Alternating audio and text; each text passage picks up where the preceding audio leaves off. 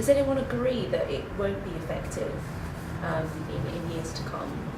I mean, because we're all sort of agreeing that there is obviously a market for it and it's still effective now. It's all about how savvy you are. Does anyone disagree that it's not going to be effective? I think it's not going to be effective. You think it's not going to be Yeah, effective? I think the playing field will just level out, and then you'll have sort of two tiers. You'll have people who are discounting and people who are, and it'll either get to a situation where affiliate commissions are practically non-existent because all the available profit is going into paying for the voucher codes, or a situation where everyone then says, this has got to stop. We're either going to drop them or cap them. For us, we see that they just if you look at the cashback sites, they're just huge now. There's like 2 big cashback sites as well. There are 2-3 million people on their database, and their business model is really strong. They're giving back all the cashback. It's like one site charges £5 a year and give back all the cashbacks. All the affiliate commission goes back to the user. And the other one has got, it's free. You don't need, and they, at the moment they're running 110% back.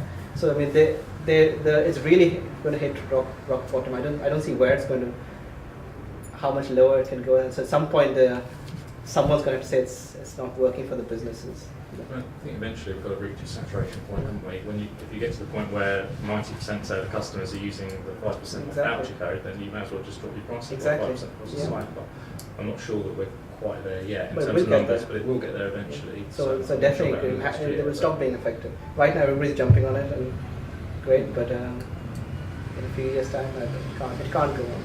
Like Groupon is huge, but how long can that last? How long can you keep giving 50% off? So do you think that when the recession hopefully...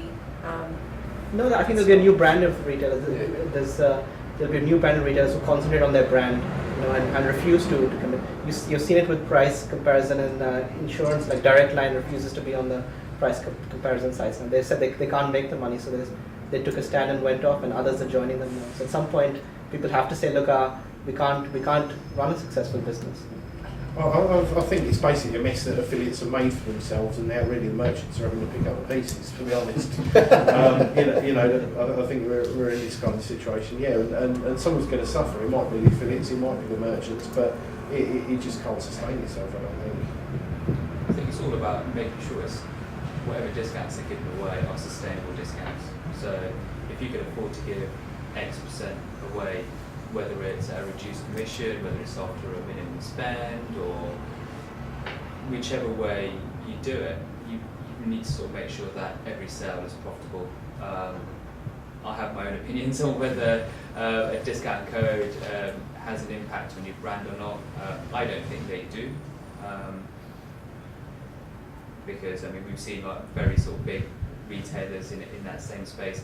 People like Sabaroa are there, you have Crabtree and Evelyn, you have L'Occitane. So I mean, these are big brand names who position themselves in a specific area, and they offer voucher codes, and they don't feel that it's affecting their brand. So I mean, I think voucher codes have still got a few years to go. I think the voucher code industry itself is going to evolve.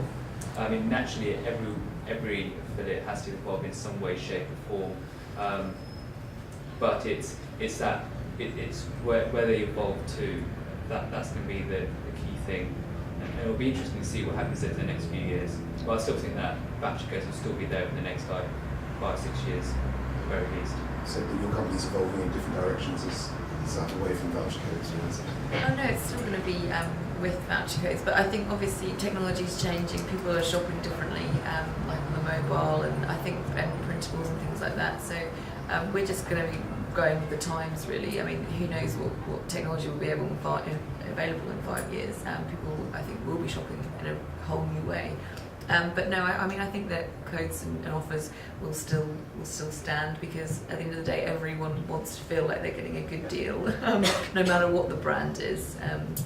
So yeah, I mean, and as merchants, you make the rules. We've got, All Saints as one of our brands, and they are very high end, and they don't offer codes, but they will, offer us commission to push they always run free delivery, and they make the rules. They tell us when they can do it in certain specified times, keeping their brand image the way that they want it. So you're very much in the driving seat, and we can just give you the traffic, and we can give you the new customers if you want them, or the existing customers. And you're just ultimately giving them a good offer that you're offering yourself. So I think one area that we might want to look at in terms of our content affiliates in particular, but that probably is a concern, is where we've got maybe a content affiliate that's written a great exclusive review of one of our products, has done a good job of persuading a potential customer to get to the order on the site, got as far as the checkout, and then at that point maybe the customer's gone off, looked for a voucher code, stuck the voucher code in the basket, and presumably at that point the cookie's being delivered. I think it would be interesting in a way to sort of reattribute part of the sale to kind of reflect the fact that there's been more than one affiliate in the process, but I'm not sure that we're kind of in a position to do that at the moment with existing technology. I don't think anyone works in a position to do that. We've talked about it for years, haven't we? Doing it, and then nothing's. We just last cookie wins. Yeah, I mean, when I first started in affiliate marketing, it did surprise me that the attribution went to the last click rather than the first click, who is the person who introduced you, to the site. It always surprised me. Well, it'd be nice even to split it in percentage terms and say 70% of the commissions are one, 30% yeah. the other, or whatever, to have some variation. The attribution model is something that's been discussed in a lot of depth at the Affiliate Marketing Council. We're part of the Affiliate Marketing Council. We have two of my colleagues are going to be going down this afternoon. And it's discussed every week, is this something that we're going to bring in? Is this something that we're going to look at? How we're going to go about doing it? What is it down to the networks to decide who gets what? Or is it down to the merchant? How will it work? And so on. But as you can imagine, this is something that's very, very new. And I think there's still going to be a lot of discussion around it. How do you measure the attribution?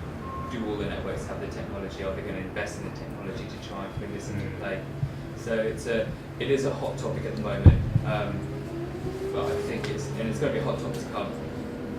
What's going to be the resolution? I really don't know. It would be nice to see, having some sort of attribution model in place. In my opinion, I do think if an affiliate has driven traffic through and there are multiple affiliates in the chain that's led up to the sale, then I think in some way, shape or form, some of the affiliates involved should be rewarded in some way. But then, what do? The commission was 15p and you're going to split it 7 ways. I think if you kept it maybe the last 3 or something. Yeah, I think it'll be interesting to see what parameters are put in place and how it's sort of done. But I think it's one of those ones where you've got to watch the space to see what comes through over the next year or so, because I'm sure there'll be some developments towards the end of this year. I just want to go on to the next question. I think it's leading to the next question. What does the future hold for the garden sector? Has anyone got any thoughts and opinions on that? What does the future hold? Positive. Positive. Yeah, for the garden sector, most definitely. I mean, we sort of, from the research that we sort of look into and stuff, there's projected growth over the next 5 years in the sector. Grow your own is becoming. It's got fashionable and it's growing. It's not a fad or anything like that. It's going to continue to grow and grow and grow. More people are giving their gardens over to do things like vegetable growing and that kind of thing, which in our particular sector of the garden market is really sort of kind of strong. I think as far as the recession is concerned, I think gardening is the perfect antidote for that, with regards to the fact that it's a tranquil place to be and all the rest of it, and get away from the stresses of it and that kind of thing. People spending more time at home for the staycation and that sort of kind of thing. People staying at home more in terms of not going out and eating out, having people around to entertain and that sort of kind of thing. So all the pointers is that actually gardening has got a good outlook across the next 5 years for sure. Competition, I think, is going to get more and more fierce, because from what we found, for example, is that Like, whereas we used to at one point worry about other metal companies that were out there, but then nowadays we're worrying about sort of kind of, we'll keep an eye out, should I say, on things like garden centres and stuff. We've raised all their game online as well. The same with everyone's got a level platform now with online, and a lot of the garden centres have really sort of done a lot to try and sort of realign their proposition and stuff, and not just to do with the authority and the voice of gardening, and giving hints, tips, advice, all that sort of kind of thing. So yeah, competition's bound to be sort of kind of quite fierce as well. But I think overall the outlook does look extremely bright from what we're reading. So yeah, there's obviously clearly growth in stats that I read this morning. Yeah. There is a growth and people buying these online. I think it's going to keep increasing each year. yeah, and obviously it's not just, I mean, basic garden sector has kind of got like an audience which is typically sort of 50 plus, obviously more quite highly affluent and that kind of thing. But there's obviously the gardens that are coming through, like fledgling gardeners and that sort of kind of thing. So they're beginning to sort of like come out with a lot more people getting interested in gardening. It's got a lot more sort of media coverage and that sort of kind of thing. And that's only points to sort of good things for the sector. So yeah, it does look extremely positive. I can't really speak for the garden sector as a whole, but for a particular area of it, the garden machinery sector has dropped 40% in the last 2 years. It's a huge drop in sales. It's a sector that is driven by a combination of things. Economy is one thing, but weather is the most important single factor in sales over the course of the year. That said, while lawns grow and things grow in the garden, people will always buy garden equipment. It's sort of going to be the case. It's not a market that's going away anywhere, and the size of that market has gone up and down over the course of the last 30 years. A couple of years ago it was about £600 million. At the moment it's probably about 400 or so. We see the next... Is that online? 400 online? No, it's total. We see the next 1 to 2 years as it being increasing again, going back up towards the £500 million mark and beyond. The reason for that is that people have put off purchases, and for a product of an item like, sort of garden equipment, you have to buy it at some point, and there's only so long that you can put off that purchase. So there is a lot of sales out there sort of that are waiting to reach fruition, if you like. The other area I think where we see is for growth, online is growing anyway, but I think sort of the other area we see for growth is, as I mentioned earlier, product innovation and new products coming into the market. And the log splitter market, for example, 5 years ago didn't really exist for the domestic user in this country, whereas now it's thousands of units every year to make some into fertilizer. And snow blowers like Peter Cohen for next winter. Would you say that's your tip to the affiliates, snow blowers? Next winter, yeah, absolutely. It's high value product. We're going to have a range going from £150 to £30,000. We know from experience with last winter when we had a limited range on our site that we could have sold several hundred units between £500 and £1,500, but that's without actively promoting it very much. We think the potential for that market is quite big for that business.